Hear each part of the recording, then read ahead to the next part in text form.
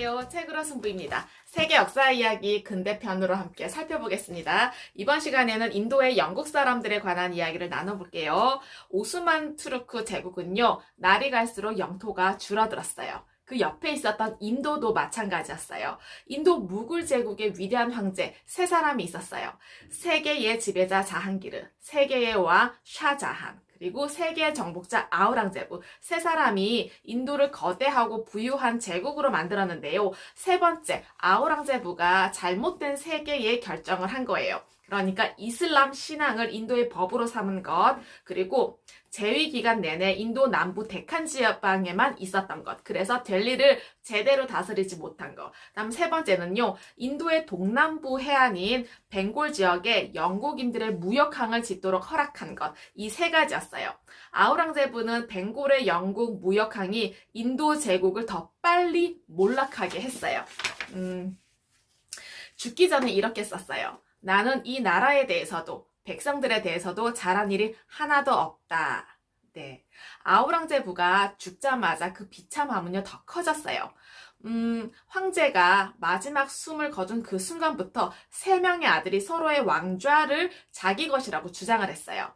첫 번째 아들이 왕관을 물려받으려고 64년 동안 기다렸어요. 그러다 보니까 그는 아우들을 다 죽여버리고 자기가 바하두르 1세, 바하두르 샤 1세가 된 거예요. 그래서 스스로 황제를 선포하고 델리의 왕궁으로 들어갔어요. 바하두르는요, 인도의 고민을 해결하려고 한동안 노력은 했는데 불과 5년 만에 죽어버린 거예요. 그래서 그의 아들이 황제가 되었는데요. 이 아들은 나란 일은요, 거들떠보지도 않았어요. 가장 아끼는 춤추는 여자, 무희에게 빠져서 이 무희의 남자친구들을 조정의 관리로 임명했다고 해요. 그러니까 엉망으로 나라를 다스린 셈이에요. 두 명의 귀족 형제인 후사인 알리와 하산 알리라는 사람이 더 이상 그 꼴을 못 봐주겠다고 생각을 했어요. 그래서 황제 침실에 몰래 들어가서 목 졸라 죽여버린 거예요. 그러면서 무굴 혈통의 젊은이 중에 아무나 왕에 올려야겠다. 그래서 새 황제 파루키시아르라는 사람을요, 왕으로 앉혔는데 이 사람은요, 겁이 많고 의심 많은 사람이었어요. 모두를 두려워했어요. 그래서 이 알리 형제는 아무짝에도 쓸모가 없는 황제라면 죽여야 된다라고 생각을 해서 죽여버린 거예요. 그래서 새로운 황제를 다시 선택을 했는데 바로 무굴 혈통의 17살짜리 소년인 모하메드였어요. 이 모하메드는 건강하고 활기찬 소년이었어요. 30년 동안 거뜬히 황제 자리를 지켰어요. 제국을 통치하는 데에는 그렇게 관심이 없었지만 그래도 30년 동안 그 자리는 지켰던 모양이에요. 30년 동안요, 인도의 관리들이 그 넓은 인도를 잘게 쪼개서 서로 갖기에 여념이 없었어요. 그러다 보니까 한때 강력한 무굴 왕국의 통치를 받았던 그 인도가 이제는 짜잘한 왕들이 다스리는 조그만 나라로 갈라져 버린 거예요. 그래서 아우랑제부가 죽은 지 30년 후에는요, 갈갈이 찢어져서 허약해진 그 인도만 남아 있었던 거예요. 페르시아는요, 오스만 투르크와 인도 사이에 있었던 나라예요. 페르시아는 나디르라는 강력한 샤의 통치를 받고 있었어요. 나디르 샤는요, 그러니까 우리가 지금 아프가니스탄이라고 부르는 지역에서 활개를 치던 노상 강도였어요. 어쩌다가 오스만 투르크 전쟁에 끼어들어서 공로를 세운 거예요. 그러다가 황제 자리까지 오른 사람이에요. 이 사람은요, 군대를 이끌고 인도에 쳐들어갔어요. 어떻게 됐을까요? 인도의 병사 2만 명이 죽어버렸어요. 네. 나디르 샤는요, 모하메드 샤를 잡아서요, 델리시에서 페르시아가 이긴 것을 하는 그 축하 퍼레이드를 벌였어요.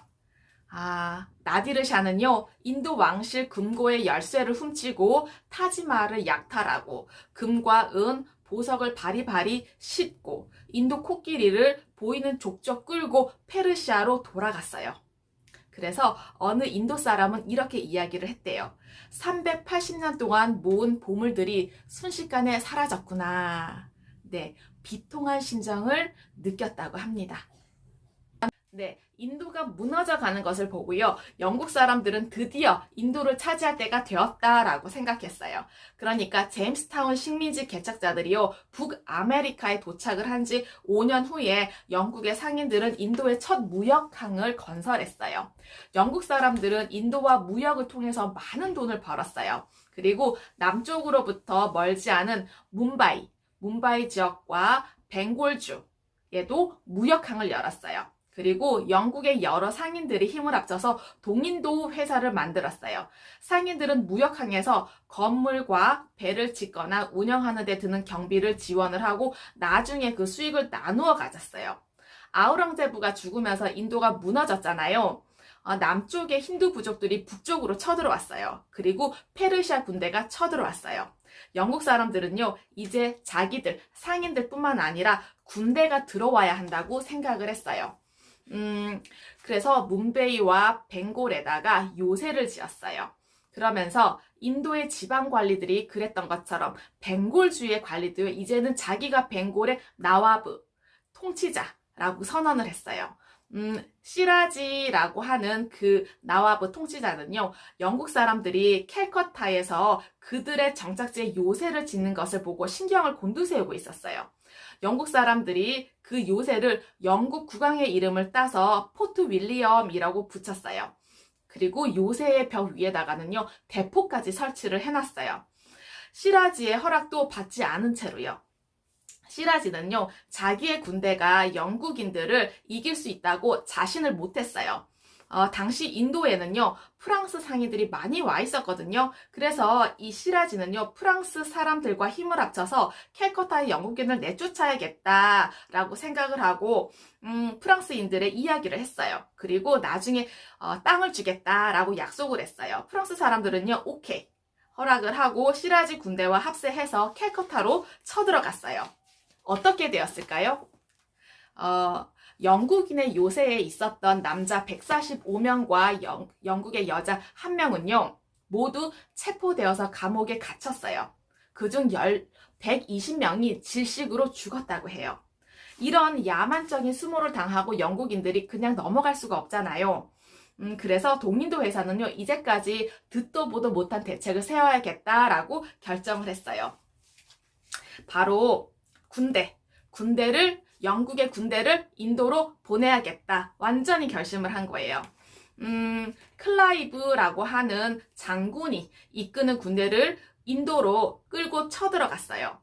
클라이브는요, 이렇게 했어요. 전투를 벌이기 전에 시라지 군대의 사령관인 자파르라는 사람에게 몰래 이렇게 이야기를 했어요. 우리 영국군이 진격을 하거든 무슨 핑계를 대서라도 당신 부대는 뒤에 처져 있으시오. 그러면 내가 나중에 당신을 벵골의 통치자가 되게 해주겠소. 오케이. 그렇게 했어요. 시라지는요, 이 전투에서 죽어버렸어요. 클라이브라는 그 영국의 장군이 자파르가 이제는 벵골의 나와브가 되었다라고 선언을 했는데요. 이것은 엄청난 빚이었어요. 모든 일을 영국인들이 시키는 대로만 해야 했거든요. 이 몇 년 동안 인도 제국은 빠르게 무너져 갔어요. 그리고 영국인들이 차지한 땅은 점점 넓어졌어요. 영국 사람들은 인도의 황제마저도 그들의 보루 속에 가두어 두었어요. 무굴 제국의 마지막 황제가 영국의 포로가 되었거든요. 네, 어떠셨나요? 과거의 지혜와 지식을 통해서 현재와 미래의 삶이 좀 더 의미 있고 풍성해지시길 기원합니다. 감사합니다.